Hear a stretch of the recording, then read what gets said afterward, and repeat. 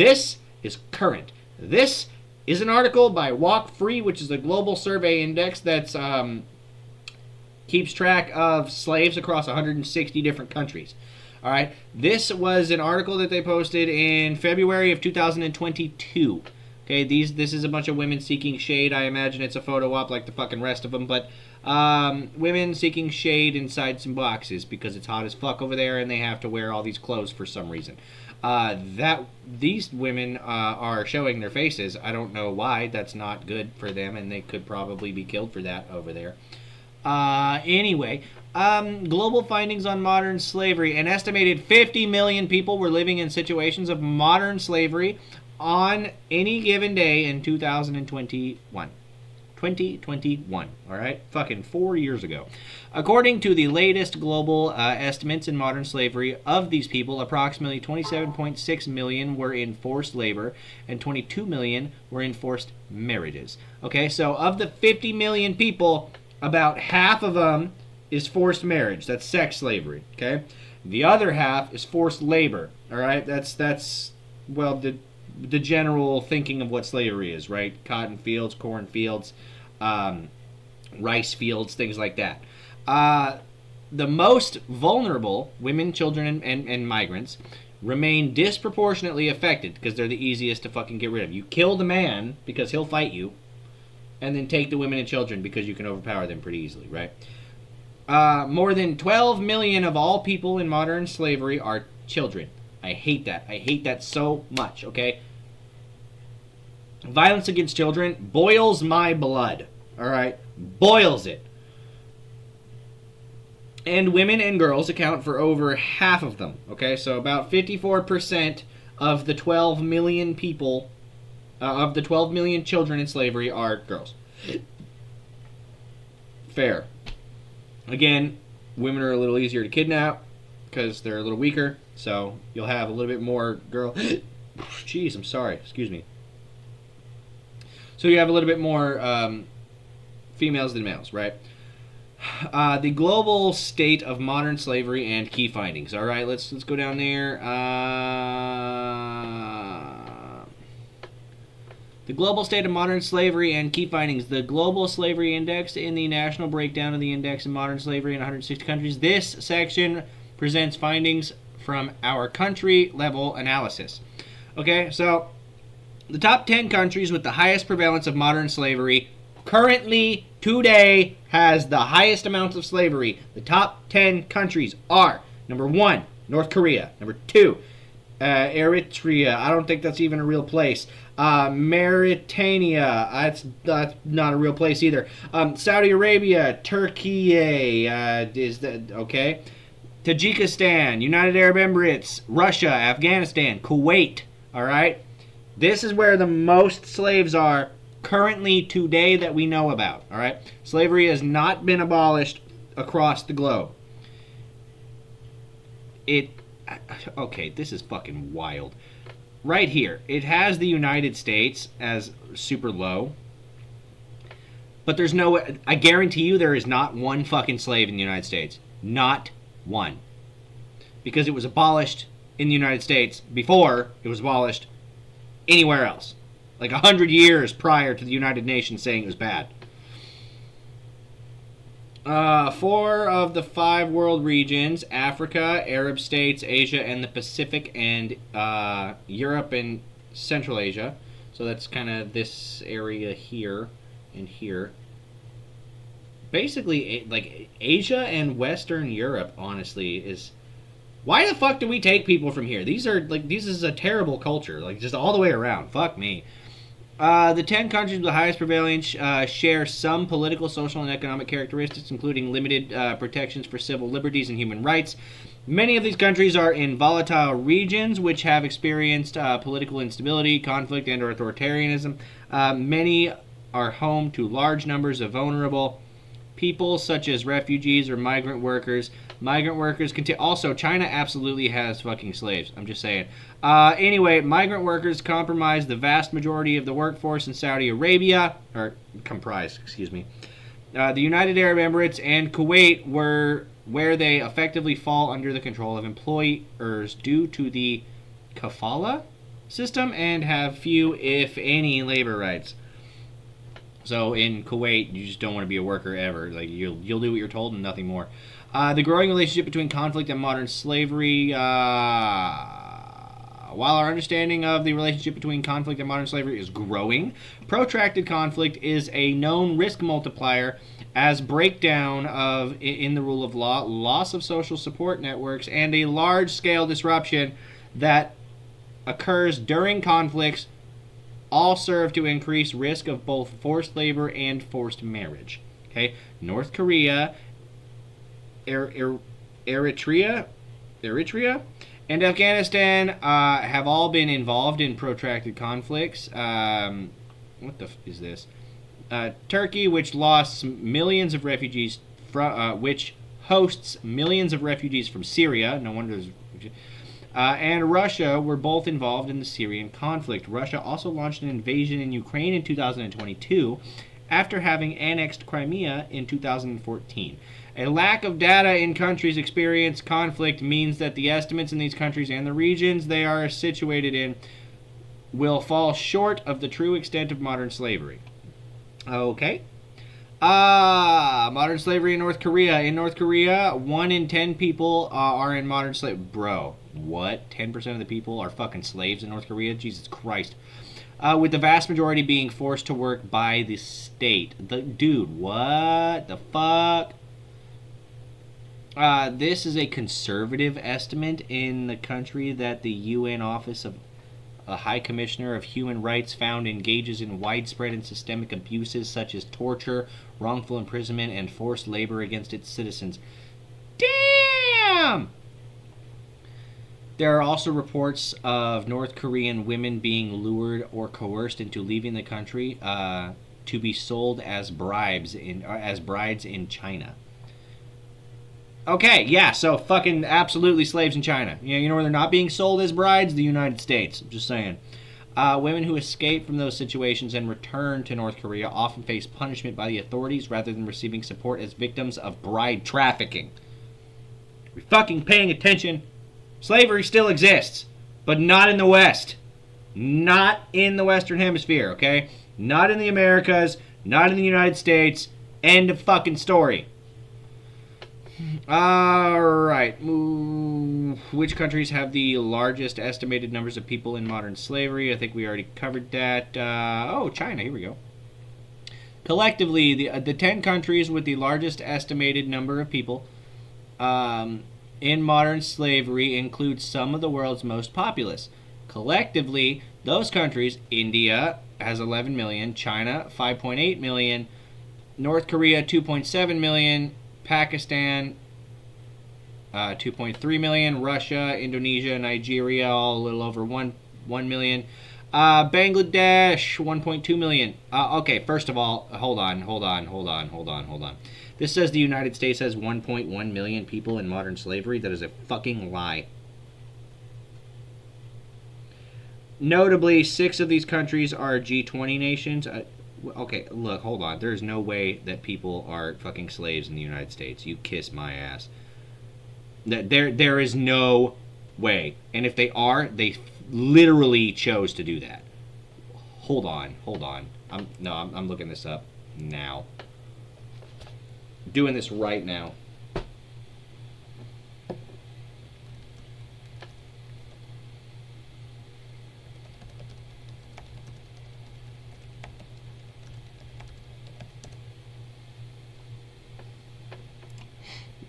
Yeah, I'm just going to ask the AI.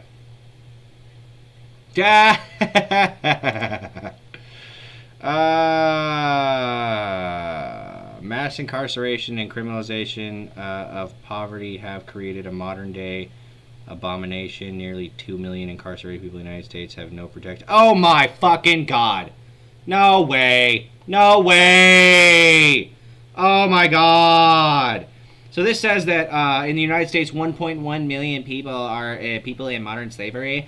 But according to that, those fucking people are the prisoners that are working from the prison system, right? By the way, all those people get paid. They don't get paid that much, but we also don't have to give them jobs.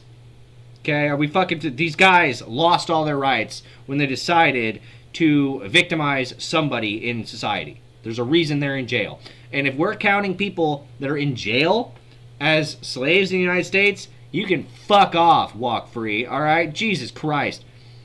Vulnerable groups affected by modern slavery. I just don't trust these fucking people anymore, man. Like, I imagine a lot of it's right, but their data is skewed all to hell. Oh my God. All right, well, we're going to get off of that then. So, like I said, America abolished slavery a long fucking time ago, like 100 years prior to the United Nations. So, was the Civil War really about slavery? This is one of PragerU's 5-minute videos that they have on YouTube. Definitely go and subscribe to his channel. On my YouTube video that I send out, if it has this in it, it will probably also have the link in the description if I do a reaction video to this one. I don't think I will, but maybe. We'll see. Definitely go to PragerU. Definitely look at the thing. Let's watch this. Was the American Civil War fought because of slavery? You tell me, Colonel. More than 150 years later, this remains a controversial question. Why? Because many people don't want to believe that the citizens of the southern states were willing to fight and die to preserve a morally repugnant institution. There has to be another reason, we are told. Well, there isn't. The evidence is clear and overwhelming. Slavery was, by a wide margin, the single most important cause of the Civil War for both sides. Yeah, the Republicans said that you can't own people, and the Democrats said, bitch, watch me. And so the Republicans slapped them, the Democrats slapped them back, the Republicans slapped them harder, and the Democrats gave up. Like, that's how it worked. There's probably a lot more happening in the in-between, but that's the gist of it. Before the presidential election of 1860, a South Carolina newspaper warned that the issue before the country was the extinction of slavery and called on all who were not prepared to surrender the institution to act. Shortly after Abraham Lincoln's victory, they did. The secession documents of every Southern state made clear, crystal clear, that they were leaving the Union in order to protect their peculiar institution of slavery, a phrase that at the time meant the thing special to them. The vote to secede was 169-0 in South Carolina, 166-7 in Texas, 84-15 in Mississippi. In no Southern state was the vote close. Alexander Stephens of Georgia, the Confederacy's vice president, clearly articulated the views of the South in March 1861. Our new government, he said, was founded on slavery. Its foundations are laid. Yeah, and the Democrats now don't think black people are smart enough to find the DMV.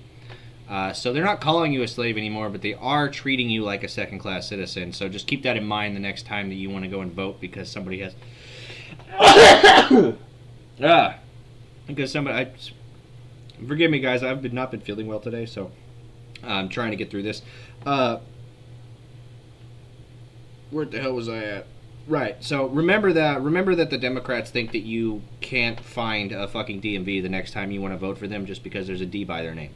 Its cornerstone rests upon the great truth that the Negro is not equal to the white man, that slavery, submission to the superior race, is his natural and normal condition. Yet despite the evidence... All right, superior race is kind of crazy. That's, well, how do I put this? Racist as fuck. And slavery does not have to be about racism, though in America it seemed to be about racism, or at least it might not have been about racism in the beginning, but it definitely became that over the next, like, couple hundred years. Many continue to argue that other factors superseded slavery. But throughout history, racism has not really played that much of a factor in slavery specifically. So just throwing that out there. In America, slavery was a little different than slavery in the rest of history, but it was all evil. It was all evil. Slavery as the cause of the Civil War. Some argue that the South only wanted to protect states' rights. But this raises an obvious question. The states' rights to what? Wasn't it to maintain and spread slavery? Moreover, states' rights was not an exclusive Southern issue. All the states, North and South, sought to protect their rights. Sometimes they petitioned the federal government. Sometimes they quarreled with each other. In fact, Mississippians complained that New York had too strong a concept of states' rights because it would not allow Delta planters to bring their slaves to Manhattan. The South was preoccupied with states' rights because it was preoccupied first and foremost with retaining slavery. Yeah, these big northern states like New York and Pennsylvania and Maryland and like these big northern states, they were run by Republicans during this, and that's when we noticed their like golden age of prosperity.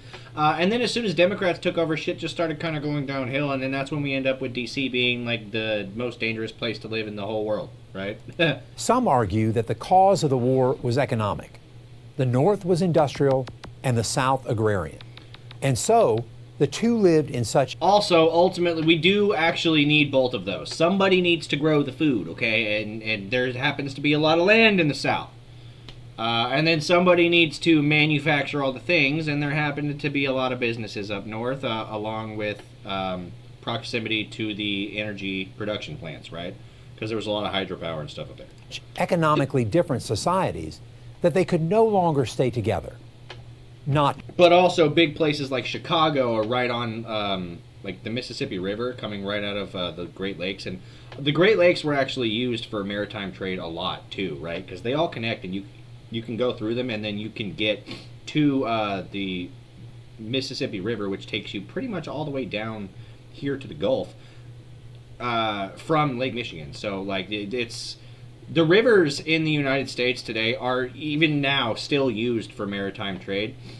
I don't know whether it's easier or what, but I do know that it is used for like logistical purposes, and that's probably what they used back then, because they didn't have like highway systems and planes and shit, so they would use the trains and the riverways to move shit all around the country. True. In the middle of the 19th century, both North and South were agrarian societies. In fact, the North produced far more food crops than did the South. But Northern farmers had to pay their farmhands, who were free to come and go as they pleased, while Southern plantation owners exploited slaves over whom they had total control. And it wasn't just plantation owners who supported slavery. The slave... Also, how come they depicted the North with like Asian people working for them? Society was embraced by all classes. Listen, if I had people working in fields for me all day, I'd give them all straw hats too. As big of a brim straw hat as you want, big guy. In the South, the rich had multiple motivations for wanting to maintain slavery, but so did the poor, non-slaveholding whites. The peculiar institution ensured that they did not fall to the bottom rung of the social ladder. That's why another argument that the Civil War couldn't have been about slavery because so few people owned slaves has little merit. Finally, many have argued that President Abraham Lincoln fought the war to keep the Union together, not to end slavery. That was true at the outset of the war, but he did so with the clear knowledge that keeping the Union together meant either spreading slavery to all the states, an unacceptable solution, or vanquishing it altogether. In a famous campaign speech in 1858, Lincoln said, "A house divided against itself cannot stand." Hell yeah. What was it that divided the country? It was slavery and only slavery. He continued, "I believe this government cannot endure permanently half slave and half free. It will become all one thing or all the other." Lincoln's view never changed, and as the war progressed, the moral component, ending slavery, became more and more fixed in his mind. His Emancipation Proclamation in 1863, 7 years ago. I actually have the...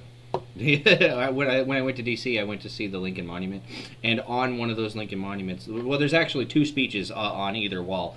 There's the Emancipation Proclamation, which is this one, and then there's the speech that the other one that he referred to, the house divided against itself cannot stand thing.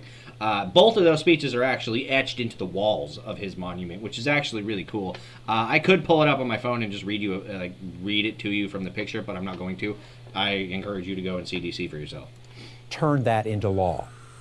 and do it before the documents are too faded to read. Because when it's, I thought it was interesting because I went to see the Declaration, and you can't see like the signatures anymore on that document. Like even John Hancock, the big one at the top, you can't see that anymore. It's so faded. So like they keep that room super dimly lit. There's armed guards. It's all crazy, man. They definitely go see it while you still can. I recommend it. These are massive papyrus papers. Okay, like they meant business.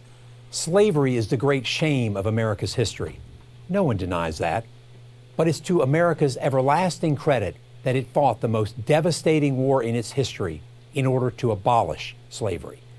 As a soldier, I am proud that the United States Army, my army, defeated the Confederates. In its finest hour, soldiers wearing this blue uniform, almost 200,000 of them former slaves themselves, destroyed chattel slavery, freed 4 million men, women, and children from human bondage, and saved the United States of America. And we still have those same people that were freed bitching about how they're oppressed. They're not oppressed at all. They just don't want to work for anything. And for the last 50 to 60 years, the Democratic Party has been promising them, how do I put this? Full socialistic, like, dependency behavior type stuff, right? Like where the government will give you X amount of dollars if you are X thing. So they're just going to be X thing to whatever degree they can to get the most out of the United States government, right? Like at the dime of the taxpayer. There are women that are having children and more just because they need like more money, or they don't need it, they want more money, right? So she like there I was watching one woman and she said that she gets like $1,500 to $2,000 a month or some shit for kids, and she had like 7 kids. She said she was thinking about having another one just because like she wants this car that she can't afford right now, so if she has another kid, she'll be able to afford it. And then we also have migrants that are bitching about how like they deserve money from the U.S. taxpayer. Like it's all crazy. Like it's a full dependent behavior that has been from like 50 years of subsidies from the government that has destroyed the families of these former like slaves. So anyway, did this for you and you're still bitching about it, but you know, whatever. I'm Colonel Ty Sigely, professor and head, Department of History at the United States Military Academy, West Point, for Prager University. Oh, okay. He's a West Point. That's interesting. Cool. Anyway, so he's a colonel. He's looks like he's jump qualified. He's got a couple of the badges and such. Anyway, what like each of these ribbons means something. I just don't care to go through it right now. So anyway, yeah, that's the Civil War, and I know what you're saying. Listen, back then the Republicans were the good guys and the Democrats were the bad guys because the Democrats are the party of Jim Crow and the KKK and all that crap, right? Filibustering the Civil Rights Act, just shit like that. But you're going to say, oh, but there was a party switch. Well, this is a video from Forgotten History on YouTube talking about debunking the myth of the party switch. This party switch thing is so fucking stupid because they really are trying to claim that what the Democratic Party believed back then and what the Republican Party believed back then have somehow switched. And now the Republican Party is the party that agrees with Jim Crow and with slavery and with all that crap. That's fucking wild. All right, what? The Republicans authored, sponsored, and voted 100% on the civil rights legislation. Okay, you know who fought against that every step of the way? It's the fucking Democrats. You know who were lynching people in the streets? The fucking Democrats. You know who were throwing a bedsheet over their head and riding a horse down the road? The fucking Democrats. Not one Republican did that bullshit. But because the Republicans now have a stronghold on politics in the southern part of the United States, people just assume that the party switched for some reason. Look, the best evidence that I've seen for party switching is that the Republicans are now big in the South, and the Democrats are big in the North. Like that's the best evidence I've seen. Despite the fact that they're not actually big in the North. They're big in the large cities where they can push their socialist agendas that encourage dependency on the federal government. Because in the large cities, that's where you'd want to be dependent on the federal government. Now, it's a smart tactic on their part But it's also there's no Democrat states. Period. The way that there are Republican states, there are no Democrat states. End of discussion. New York is not a Democrat state. Okay? There are a lot of Republicans there. It's just that all the Democrats are congregated into one fucking area. So, they have like a super majority in that one area, and because there's so many of them, they get more control of the state than the Republicans do. California is mostly Republican. If you look at it by county, it's mostly Republican. It's just the large cities that aren't, right? So, in the way that there is... So, if you look at Oklahoma, for example, every single county, for the most part, in most elections, every single county is Republican. Completely red state. And there are many of those. There are no completely blue states. Period. Not even Hawaii. Hawaii has some red down there. Like, there are none.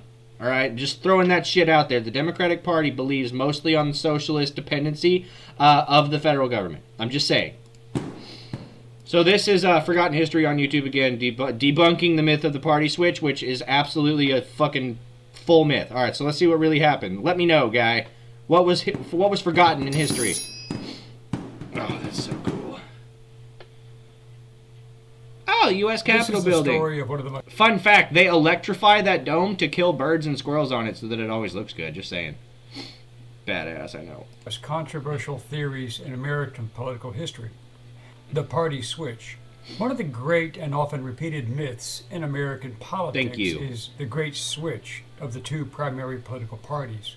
One question often arises: how did the party of Abraham Lincoln become the party of the Southern conservative base? How did Democrats go from the party of segregation and lynching to the party of civil rights? Was there in fact a complete ideological switch? Let's clarify this situation. What the fuck? Was there really a full... Obama and Lincoln? Are you kidding me? Also, the fact that there's been a black president should just tell you, like, that you are not oppressed in American society. This is just flat out. Ideological switch between Democrats and Republicans. Oh, look, a bunch of Democrats in Today hoods. we're going to break down the facts and the fiction behind this idea. What is the party switch theory? What is the historical reality? When did this supposedly occur? Was it ever true? Hello, I'm Colin Heaton, former history professor, Army and Marine Corps veteran, and welcome to this episode of Forgotten History.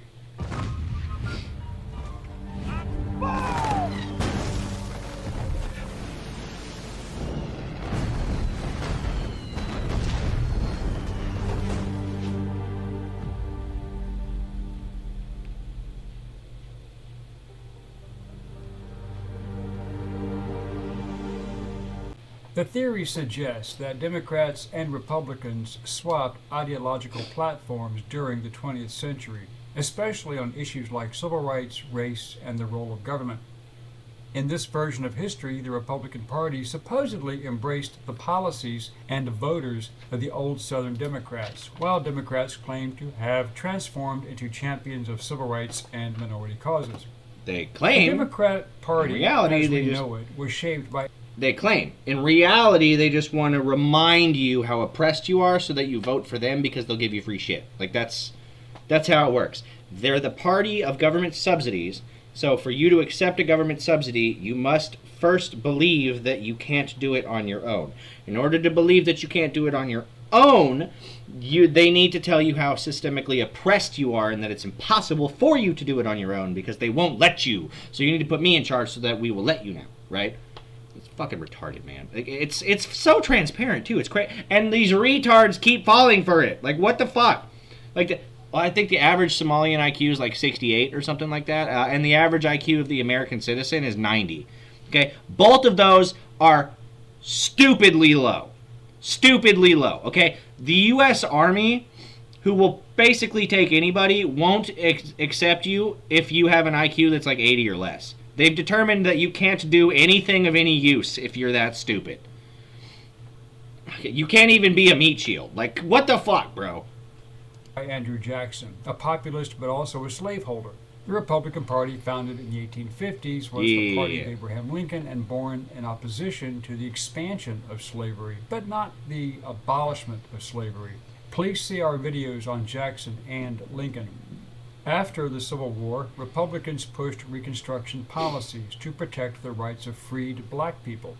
Meanwhile, and this is where you got birthright citizenship, the 3/5 compromise, shit like that. And then it wasn't until like 100 years after this, or something like that, like 70 to 100 years or whatever, that we actually pushed forth the civil rights, where everybody is a citizen, period, right? Southern Democrats created and enforced Jim Crow laws, maintaining segregation and opposing civil rights for African Americans well into the 20th century. Even Democrat President Woodrow Wilson was a staunch racist who wanted complete government control and created the Internal Revenue Service with the 16th Amendment. He created the IRS. I already hate this guy. But no, I mean, Democrats still want complete government control. Like, they haven't changed. So that hasn't switched.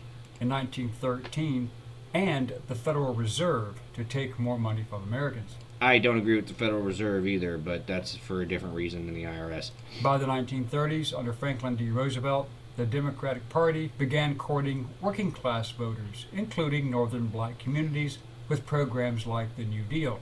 But FDR did little to nothing to improve race relations in the South. And I believe it was Lyndon B. Johnson that said he will have these N-words voting Democrat for the next 200 years or whatever.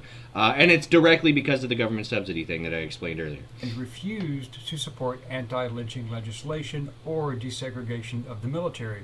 He confiscated gold supplies from Americans, and he had the opportunity to desegregate the military and allow the immigration of Jews under persecution from Germany and Austria, and he refused. See our videos on FDR. The Democrats also supported labor unions, which the Republicans in general saw Boy, FDR sounds like a fucking asshole. as a communist attempt to... Are you sure Carter was worse than him? Because, like, listen, I've heard a lot of stories that, like, Jimmy Carter was the worst fucking president in American history.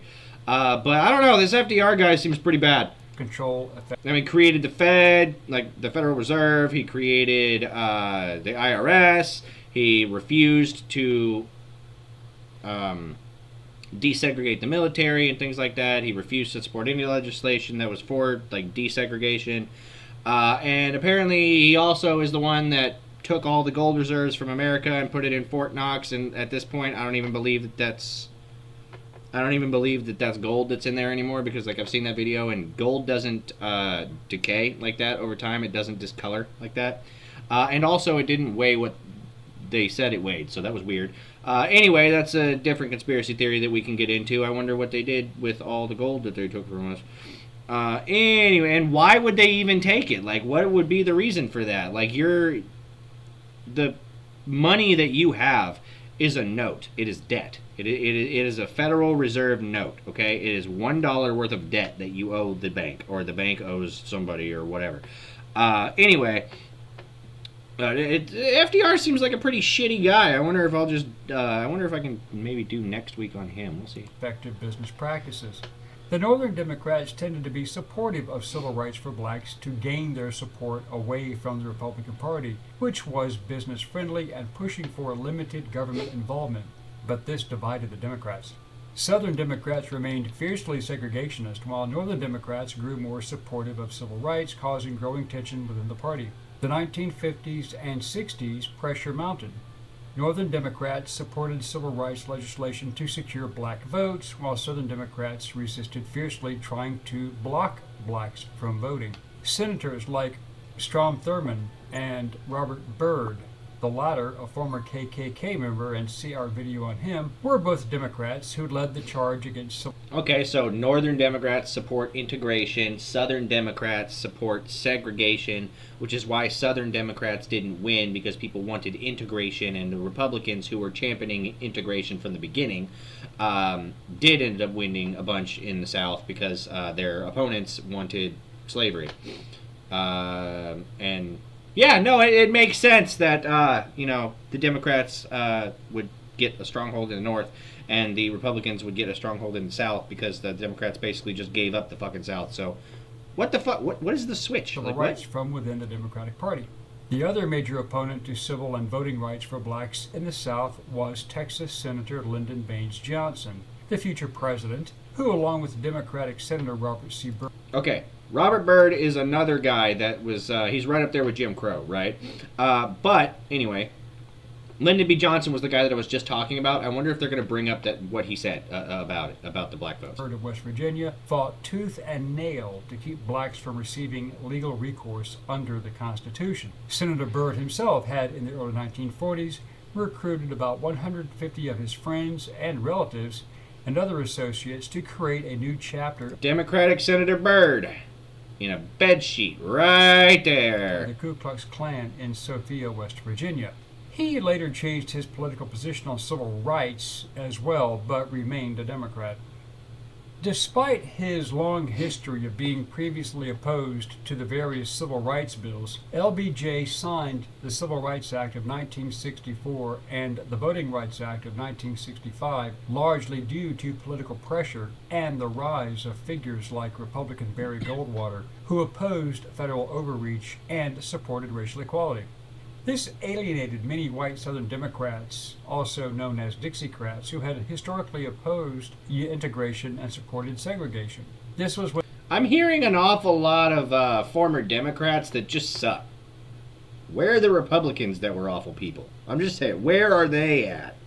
the Republican Party began to appeal to Southern Democrats who wanted limited government in their Back then, not today. Today, fucking Bush is terrible, but whatever. lives, greater states' rights, and the social conservative platform of Republicans began to appeal to many Southerners who were drifting away from the racial mindset.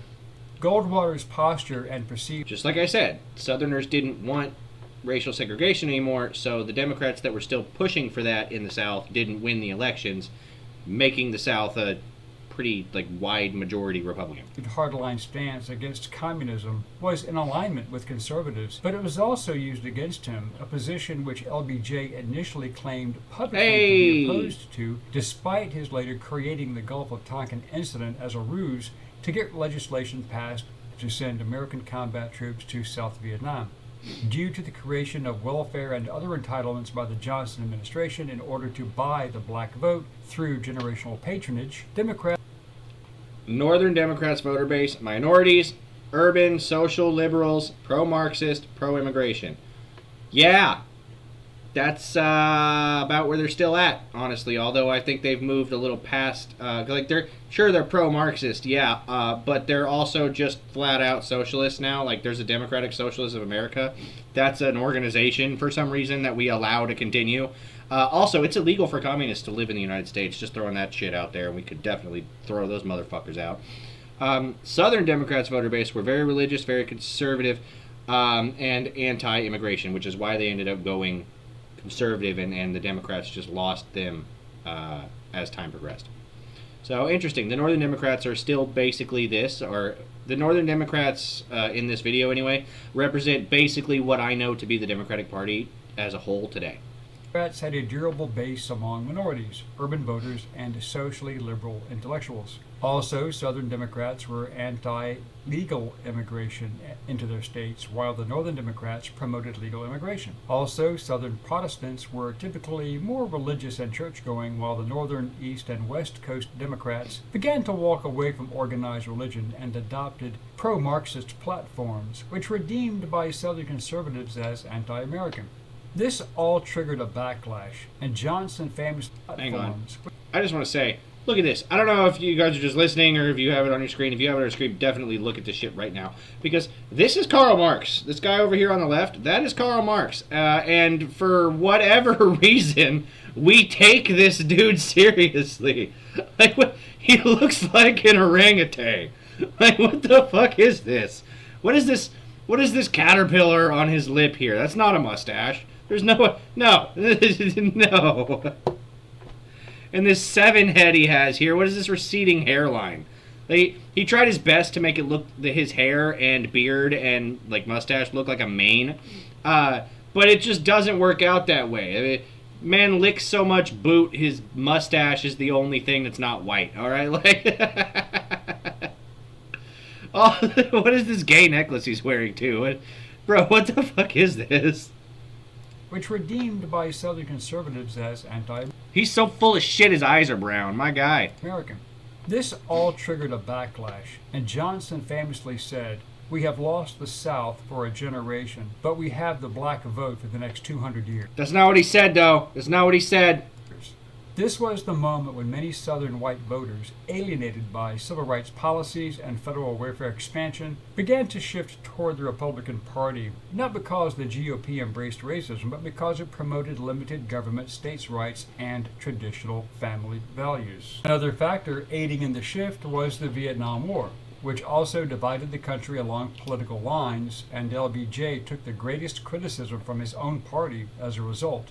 Democrats were heavily divided on Vietnam as well.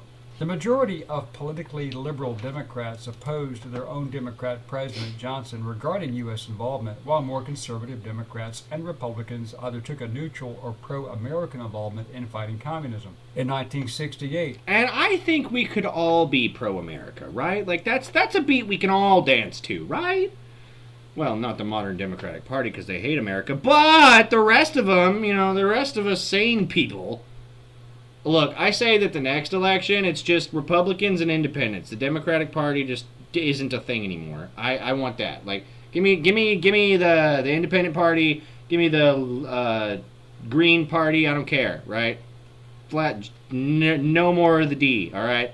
Richard M. Nixon ran on the presidential GOP ticket, and he courted disaffected Southern whites using code words like law and order, states' rights, and opposition to forced busing, while still maintaining the GOP support for black rights, which still divided Democrats. This opened the door for Republicans, notably Richard Nixon and later Ronald Reagan, who used what has become known as the Southern Strategy to gain support in the South by appealing to concerns about federal overreach against states' rights and cultural change. Richard Nixon's Southern... It does sound to me like the Republicans are preaching the same motherfucking thing that they have been preaching for the last 250 years of this nation's history. And the Democrats are the only ones that really changed their tune. Now, at the core, they still believe what they originally believed. They're just going about it a different way now. Strategy emphasized law and order and opposition. So there wasn't really a party switch. It was the Democrats cooled it on the racist rhetoric thing. That's what happened. To federal busing policies, which was a big deal to Democrats, appeals that resonated with voters frustrated by cultural and political upheaval. Nixon had campaigned on getting out of Vietnam, which satisfied many of both parties' voters and also added Southern whites to Republican rolls. Nixon also ended the Democrat-created Tuskegee syphilis experiment program created by Democrats, among other legislation, and see our video on Nixon. Ronald Reagan later unified these groups into a larger conservative coalition, business leaders, evangelicals, and working-class whites under the banner of small government. Ronald Reagan, baby. Him and Trump. Those are the two best ones, both of which are Republicans. And anti-socialist policies. Democrats became the party of urban centers, progressives, minorities, and coastal elites. They eventually abandoned the Ku Klux Klan, which they had created after the Civil War and supported for a century, because the hate group had become too toxic. Republicans attracted religious conservatives, rural voters, small business owners, and working-class traditionalists. Now, California is new. California didn't actually become a state until like halfway through the 20th century, I believe. So, California is relatively new. Especially in the South and Midwest, as progressive Democrats, especially in the North, turned away from supporting religion, which conservatives found appalling. Yes, it is true that some Democrat figures switched parties, like Strom Thurmond of South Carolina, but the idea that the GOP adopted the racist legacy of the Democratic South is misleading and patently false. The Ku Klux Klan, for instance, was never embraced by the GOP. In fact, the Reagan administration helped dismantle it legally and financially, effectively destroying it.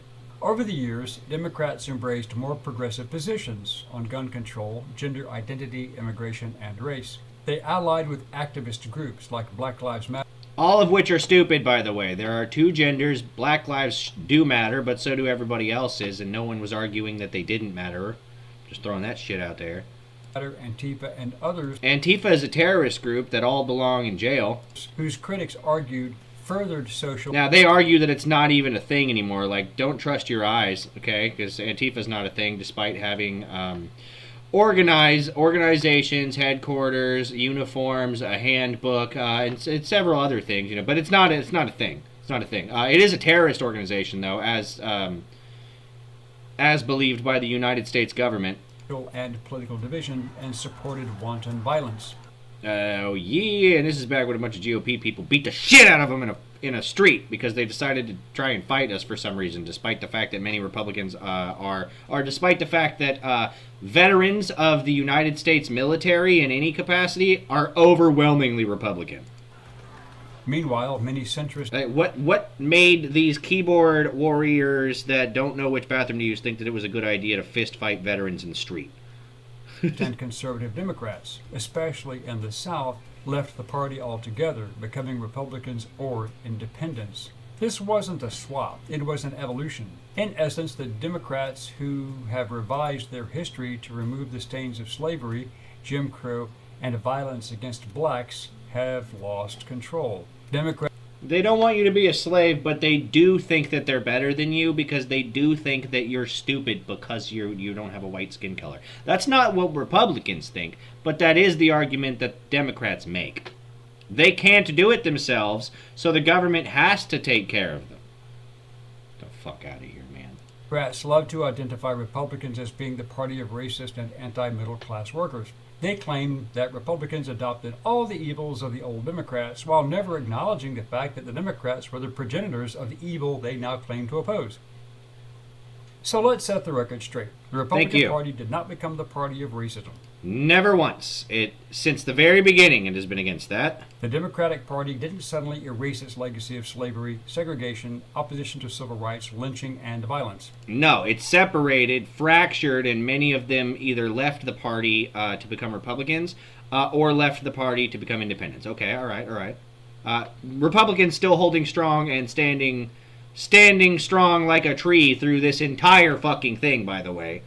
The great lie that... Meanwhile, the Democrats are fracturing and going crazy, much like they are today. Created and still pushed by Democrats is that the Great Switch included the Republicans adopting a racist and domestic terror policy. And this is a great lie. The Republicans never adopted a racist or democratic terror or domestic terror policy, and they never embraced groups such as the Ku Klux Klan. Embracing groups such as the Ku Klux Klan, which never happened. In fact, it was under Reagan that the Klan was finally destroyed. Republican President Reagan. Republican two consecutive term President Reagan. However, the 9 most terrifying words in the English language are, I'm from the government and I'm here to help. Which is literally what the Democrats say every single day. Everything that comes out of their mouth is the government should help you. Ultra-right nationalist groups that arose have traditionally been Personally, I'm for individual freedoms where people can choose to do whatever the hell they want to with their lives, and if they choose to lead their own life into ruin because they didn't want to do the correct things, so be it. That's their fucking choice. If you want to choose to be a slave, that is on you, big guy. Republican in their voting habits since the late 1970s, while ultra-left domestic terror groups remained entrenched within the Democrat Party, replacing the far-right Democrats created and supported KKK. In fact, the modern Democrats today still support active violence. But did the parties really switch? No. Well, not exactly. There was no official swap of platforms or... There was no swap of anything in any capacity other than the Democrats dropping the racist shit and adopting beliefs that the Republicans have had since the beginning. Party names. Instead, there was a gradual realignment of coalitions. The Republican base grew in the South and included all these previous groups. The Republican base grew in the South because the Democrats that were represented in the South were for slavery, and the people were not for slavery. Because they were socially conservative working-class Americans, and recently many Democrats who abandoned their party and registered as Republicans or independents actually voted for Donald Trump. The Reagan Revolution in the 1980s brought together business interests and everyone else who felt disenfranchised by Democrat politics. and they united under the GOP brand using an anti-liberal, anti-socialist states' rights message. And literally, what happened back then is the same thing that is happening now, right? Where 50 years of crazy Democrat policies that segregate the society as much as they possibly can are wiped out by 2 terms of a Republican president. Right now, it is Trump. They are fighting their damnedest to not let him become a Reagan 2, and it is not working at all. Because Trump is not only taking care of what's happening here, but he's also stopping all the conflicts overseas. And honestly, peace is another beat that we can all dance to. Unless it's American imperialistic manifest destiny type Monroe Doctrine scenarios where the U.S. takes over the planet. And then conquering other nations is a beat we can all dance to. I mean, am I right? I mean, come on. And limited government platform. The shift was a gradual realignment of voters' ideologies and regional priorities, not a clean switch. The Democrat platform wanted to abolish the Second Amendment. That was a large part of the political shift in politics. Over time, Democrats became more aligned with the urban minority and progressive voter in major cities. Yeah, no, they literally hate the United States, and they're trying their best to win elections in the United States.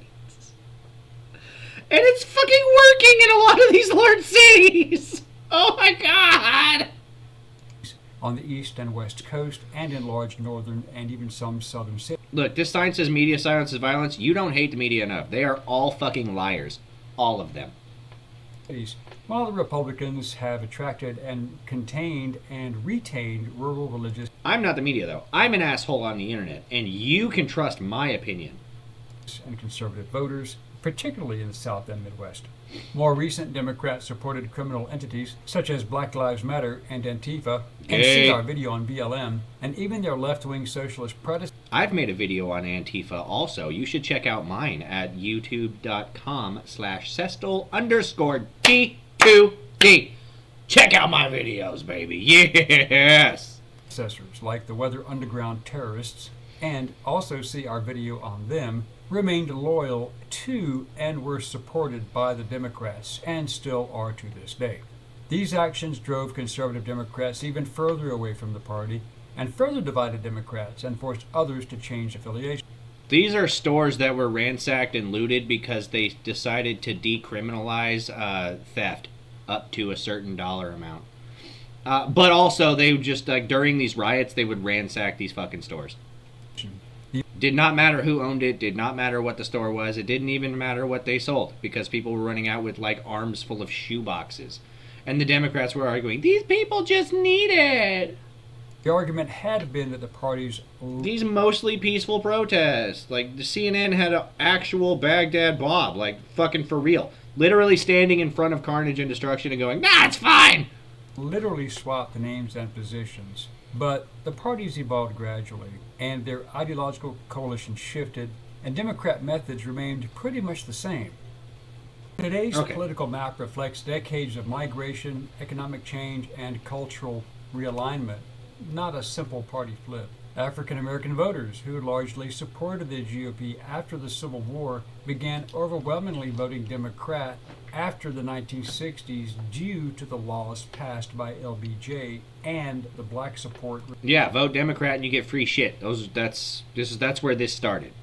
Regarding both parties still favor the Democrat. It's also where the black nuclear family started going down, right? It's also where the black-owned businesses started going down because they're not incentivized to actually do anything other than depend on the government.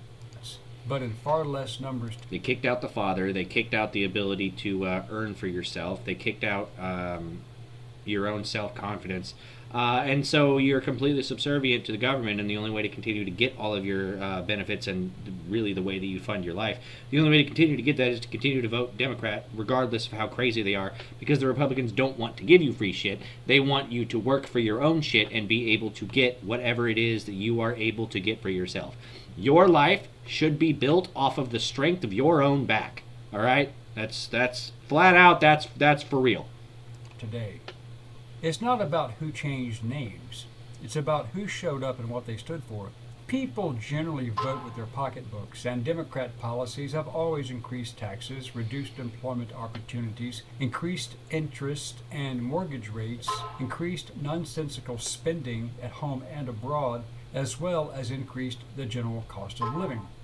But perhaps the greatest driving force sending former Democrats to the middle or right were the Biden administration's policies on taxpayers funding millions of illegal immigrants, importing and increasing violent crime, and the liberal Democrat supporting and George Soros funded mainstream media being caught in thousands of lies, supporting Democrat criminal activities, and creating conspiracies against conservatives. And see our video on George Soros.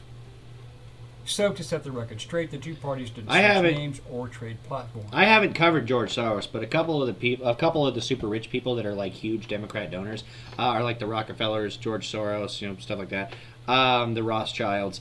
But those people also own an awful lot of like the railroad systems and things that are in the United States, which is why they didn't want the pipelines during Trump's first term to go through, like the Keystone XL pipeline, stuff like that. They didn't want that to actually get built and go through because a lot of the crude oil that we get is transported, or liquefied natural gas even, is transported via railway. And so those ultra rich, wealthy people would lose an awful lot of money if we started transporting things via pipeline, because it's a more environmentally friendly way that would exclude the trains altogether, right? So. What changed were their coalitions, the kinds of voters they attracted, and the cultural issues they championed. So yes, there was a switch of sorts, but it was simply a matter of those citizens with a socially and fiscally conservative mindset drifting more to the political right to whom they were aligned, and today's socialist liberal tax and spend collective remaining on the left. It is as. And this is how the Democrat became a socialist communist party, right? Where Zoran Mamdani's can win, the AOCs, the Ilhan Omars, the Rashida Tlaibs, the Jasmine Crockett's, etc., right? Simple as that. I could name so many more.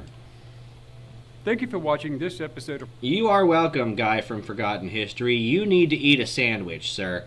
Definitely like this video. Definitely follow me on Kick. Definitely put in the chat, put in comment sections.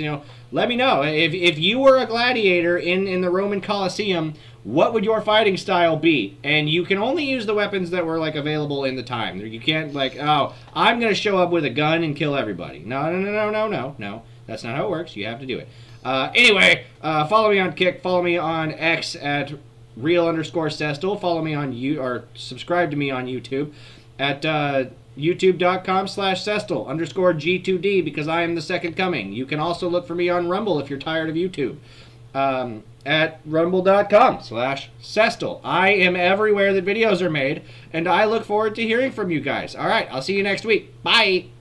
Slavery is absolutely terrible, horrible human thing that we used to do to each other. But it's still going on today, and the people that claim to hate it are fighting it in all the wrong places. And the people that are taking numbers are just trying to make the United States look bad by counting fucking incarcerated people as slaves, which is wild to me. But anyway, yeah,